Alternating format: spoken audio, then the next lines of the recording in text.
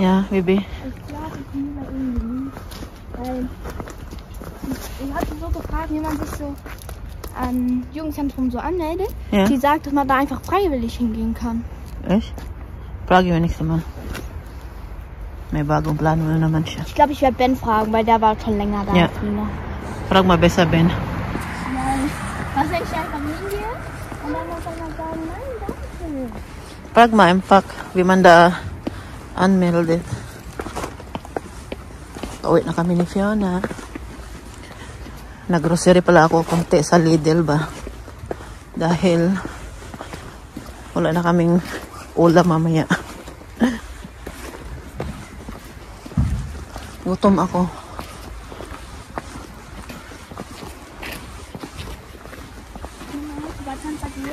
Ich habe diese Frage. Kasakitan? Yan, nandito na kami ni Fiona. Nag-antay na lang kami. At ito na yung pinamili ko. Nabili ako ng pizza, manok. Gusto kong magawa ng tinulang manok. Ito mga, ano yan siya, mga likod ng manok ba? Tawag yun, sa may ano, sa Lidl ako nag-grocery kanina. Nabili din ako ng sliced bread. Ayun lang, konti lang yung pinamili ko, pero sobrang bigat na yung dala ko. Mabigat siya.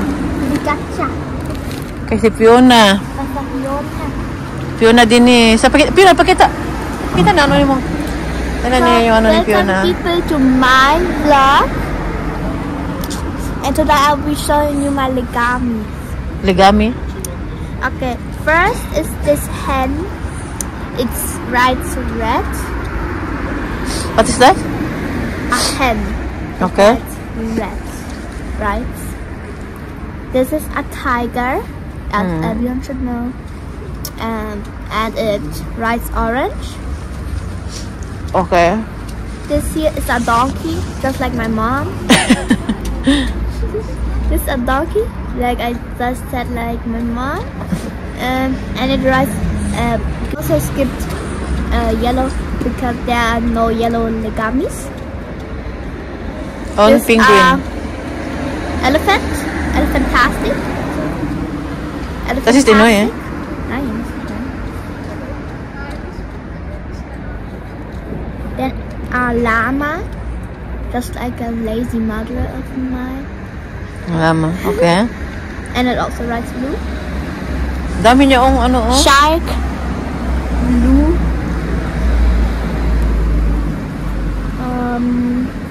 Hippo, just like my mom. Hippo. Maaga kami ngayon ni Fiona dahil alas 4 pa. Maaga ko siyang sinundo kaya nagpunta nga ako sa Lidl. At ano na din yung ticket ko ba para bukas na ako ulit bibili ng bagong ticket sa bus. Kaya ahoy na kami. Hi Fiona, Denise. Agwapa gini Fiona, oy. Ano? Dito na kami ni Fiona. Saan mo Fiona, malamig? Ina, sige malamig. Malamig! Natugnaw. Ayaw, pagkakulubot. Ay, natugnaw kayo. Tugnaw gyud. Malamig. Magmukha ba kami ni Fiona? Di na. Yung kita, dari. Ihap di giprakob di. Hala, oy. Ang ganda ng pagkagawa ko, oh. Tingnan po ninyo. Hala. Nag-request kasi si Fiona. Gusto niya bukas na meron siyang muffin sa baon niya. Ba? Kaya nagawa ko. Tingnan natin kung luto na ba talaga siya sa gitna. Bukas naman, magagawa ako ng Dubai chocolate dahil nag-request si Marita. Matagal na yan siya nag-request. Hindi ko na pa nagawa ba? Bukas ko siya gagawin. Titingnan natin kung ano ba talaga siya. Kasi kung basa pa, hindi pa yan siya. Ano na? Luto na. Ala, kanindot. Hindi pagkabuhat na ko karon akong muffins.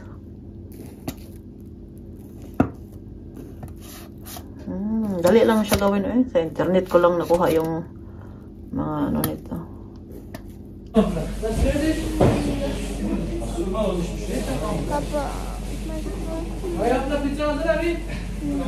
Pizza bestellt, Pizza?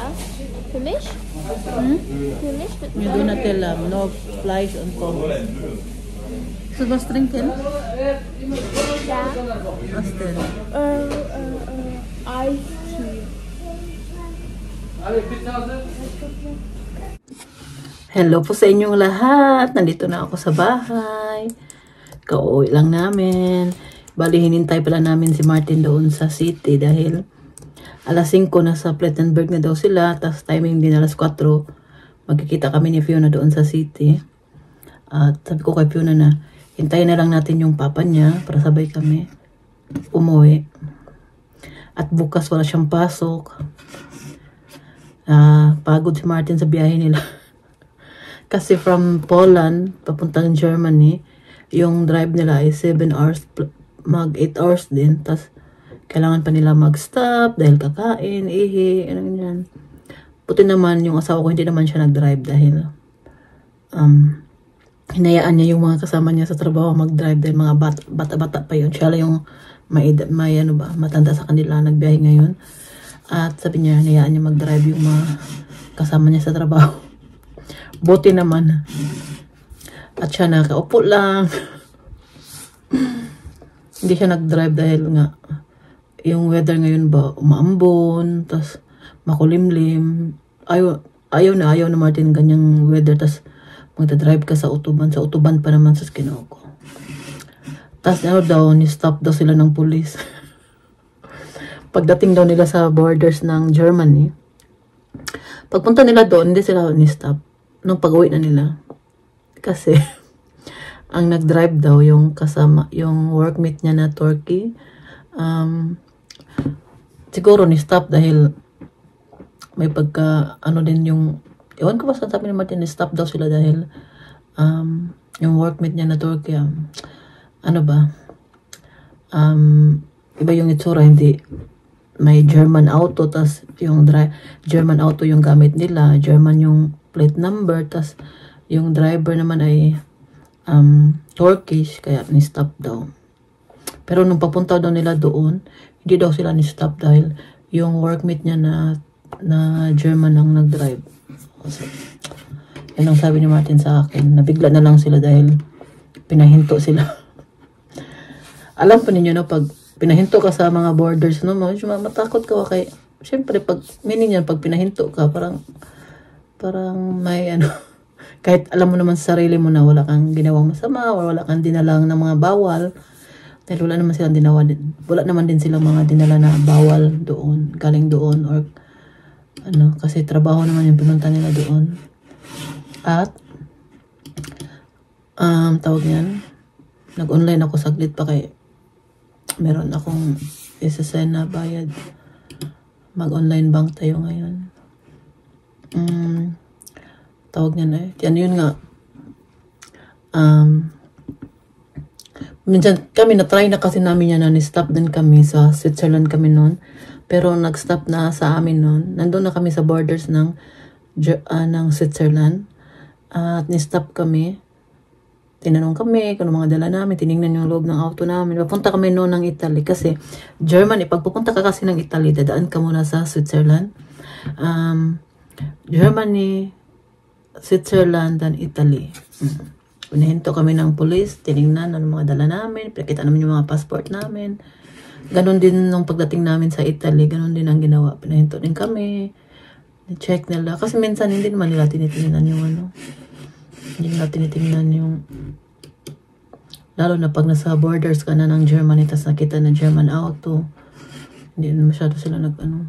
Isang beses pa lang talaga kami nakatry na sa kagagala namin, sana kami na, alam po ba ninyo yung country na napuntahan ko, nakapunta na sa dito sa Europe, nakapunta na ako sa Austria, Netherlands, Belgium, Czech Republic, Denmark, Luxembourg, Italy, France, Slovenia, nakapunta na din ako. May mga nakalimutan na Germany, Sabi ko na Denmark na, Czech Republic. Yeah, ganyan, napuntahan. Dami na din napuntahan, no? Tapos, marami pa tayong gustong puntahan. Yung asawa ko napunta sa toilet. 10 na ba? 12? Parang 11 kanta. Okay, ulitin natin. Luxembourg, Belgium, Netherlands. Luxembourg, Belgium, Netherlands, Czech Republic, Denmark, Italy, France, at Slovenia. Nakalimutan ko na ito. Libala na. Yung utak ko ngayon, parang mag-ano muna ako, mag-concentrate muna ako dito dahil mag-send nga tayo mag-online bank tayo. Baka magkamali pa tayo dito na pat.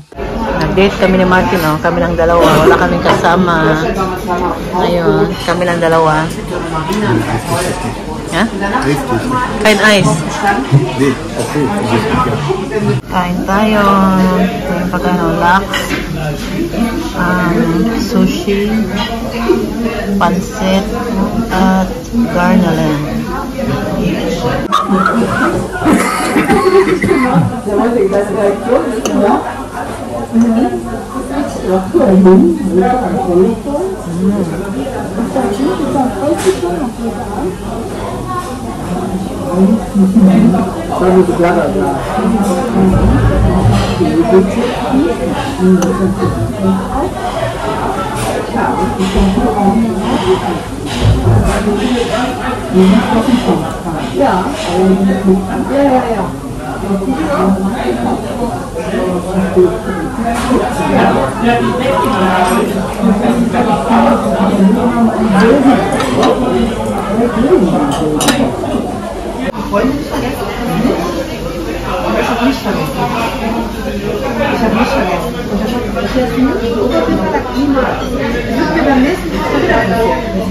Andito ako ngayon, nag-aantay sa auto, nagbili si Martin ng pagkain ng mga bata.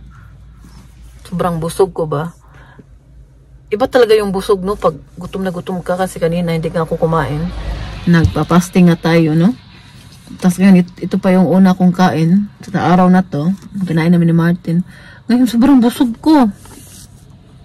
Sumakit tuloy konti yung tiyan ko. Kaya sobrang busog ba? Nabigla yung tiyan ko ba? Si Martin, nainis na talaga sa diet ko. So, bakit daw ayaw kong kumain ng ano ba? Kumakain naman ako, pero yun nga lang. Hindi na sa isang araw, minsan isang beses lang kumakain. So, dito kami. Kasama ko si Fiona. May sasauli lang ako na binili ko dito na hindi ko nagustuhan. So, ulit siya. Sama natin si Fiona Denise. Oh. Gabriela, hands up, Gabriela. La. 9, tanggal kila bro. Listo. Meron na siya kaila sa Christmas tree. Ako, mag-ano pa ako.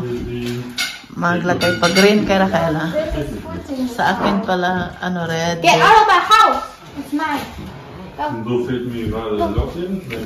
Schlutte. Slotty heißt das. Jason ba? Taga di Martin. Wo ist der Stern? Pass auf, das ist nicht fair, ne? Diese ist Plastik, Mama. Tulungan daw niya yung tita Rafaela niya mag-diko. Ganyan kay Rafaela, green. Sa akin ay white. Pakita ko sa inyo mamaya yung sa akin. Kasi bukas Advent na. Warum haben wir nicht so Weihnachtsmusik dazu, ne? Das ist besser, weil... Wo soll ich das denn tun?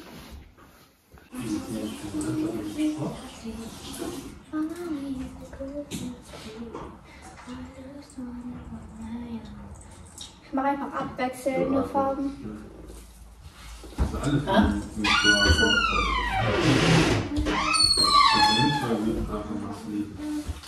Das ist irgendwie nicht hübsch, als wenn die so nebeneinander sind. Ja, nicht so ganz nebeneinander.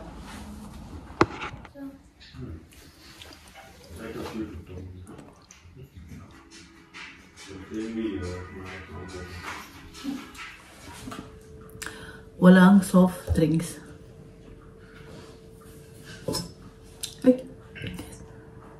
Ito.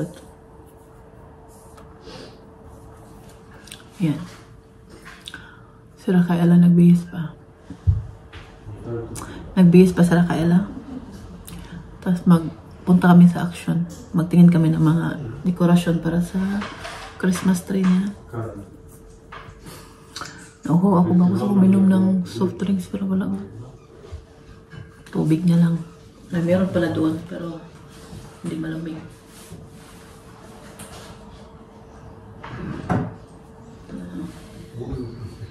Inom tayo.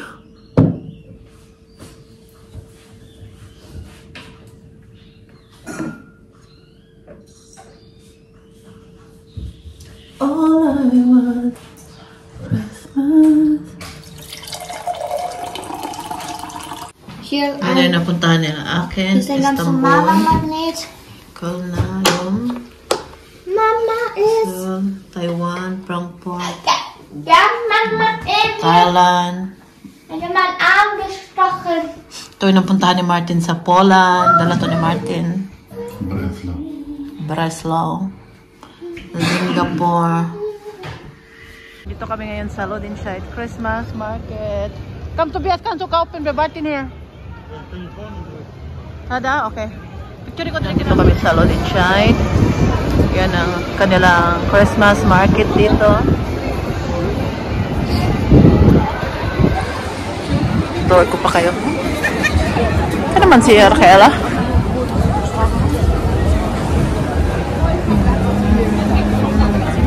Ngayon, pag-usapan natin yung nag-trending ngayon na 500 pesos na handa ngayong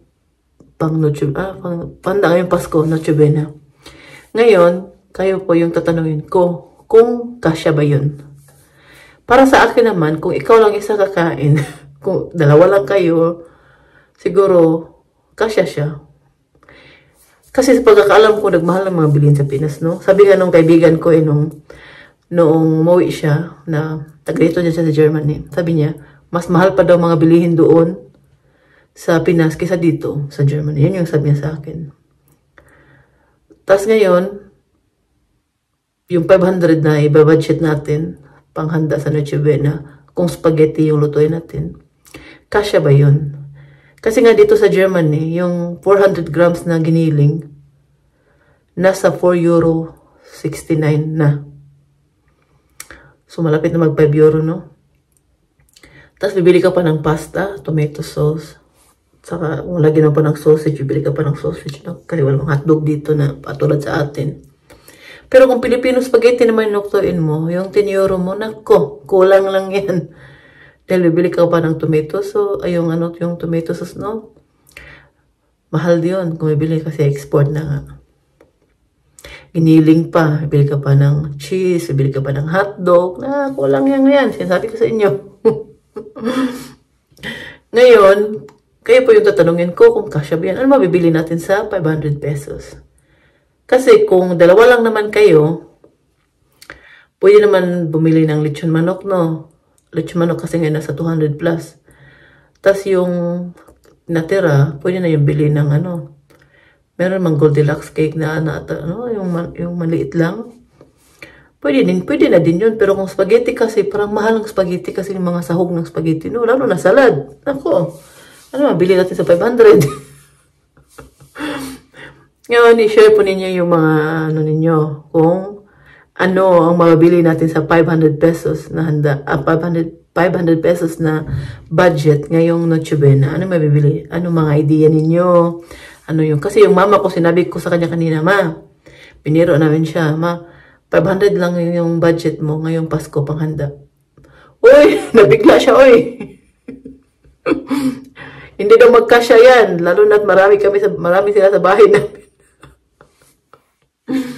Tama naman, no? Hindi man talaga kasya yun kasi marami sila. Kung dalawa lang kayo, baka mapabudget pa talaga yung 500. Pero kung 6 sila doon, ako, parang kulangin man yun, eh. Basta po, excited po ako sa mga i-comment po ninyo kung kasya ba ang 500 or ano ang mabibili natin sa 500 pesos na panghanda natin ngayong Noche Buena. Gusto ko po mabasa yung mga ninyo, mga i-comment ninyo dito sa vlog na to. At dito na din magtatapos dahil matutulog na po ako. Sana nagustuhan po ninyo itong ano, no? Pinakita natin, no? Yung mga Christmas market dito sa Germany. Excited po ako ngayong December 20 dahil pupunta po kami sa Heidelberg sa Christmas market. Niyaya po kami ng tita ko. Marami pong Pilipina na pupunta doon. Isang bus po kami nasa isang bus po kami, no? At nireserva niya kami ng ticket. Ako, si Rafaela at si Tobias. Tita ko siya nagpa-reserve. Siya nagbili ng ticket namin ba. Niyaya niya kami na magsama sa kanya doon. Kasama yung mga kaibigan niya. Kaya excited ako dahil hindi pa ako nakapunta ng Heidelberg sa Christmas market nila. Titingnan natin ang magagawa natin doon. Ipapakita ko sa inyo syempre. Excited ako December 20. Ngayon December 20. Hindi kasama si Martin dahil siya magbabantay kay Uma. At baka bukas punta na naman kami sa Christmas market. Siguro sa Dortmund or sa Hagen. Kanina sa Lodenscheid kami. Nung pumunta kasi kami sa Dortmund, wala pang ilaw yung Christmas lights nila. Hindi pa naka-on. Ngayon, nung isang araw kasi, maganda natin na yung Christmas tree nila dahil naka-on na yung ang Christmas lights. Kaya titingnan natin, no? Ipakita natin sa inyo. Kaya matutulog na si Mami Rose para bukas may lakas tayo. At nalagay na pala namin yung Christmas tree namin. Bukas ko na ipapakita sa inyo. Tinulungan ako ni Fiona. Siya talaga yung sa akin na mama, kailangan na natin ilagay yung Christmas tree natin dahil bukas ay first advent na. Tama na yung anak ko, no? At siya pa nag-alala sa kasi yung mama niya parang sobrang busy po talaga ako. Alam naman po niya na wala dito si Martin nung mga kauwi lang ni Martin galing Poland. At nag-alaga tayo kay Uma. Magsundo kay Fiona. Namin nito yung mga ginagawa. Mas marami pang importanteng bagay na unahin kaysa sa Christmas tree. Ngayon, nagawa na namin siya ni Fiona. Tapos na, makatulog na ako na mayos ngayon. At magtutupi pa pala ako sa aking nilaban dyan. At i-end natin to. Nagkabulol-bulol naman ko eh. Maraming salamat po sa inyong lahat. Mag-iingat po kayo palagi. At sana hindi kayo magsasawang panoorin si Mami Rose. Bye-bye! Good night!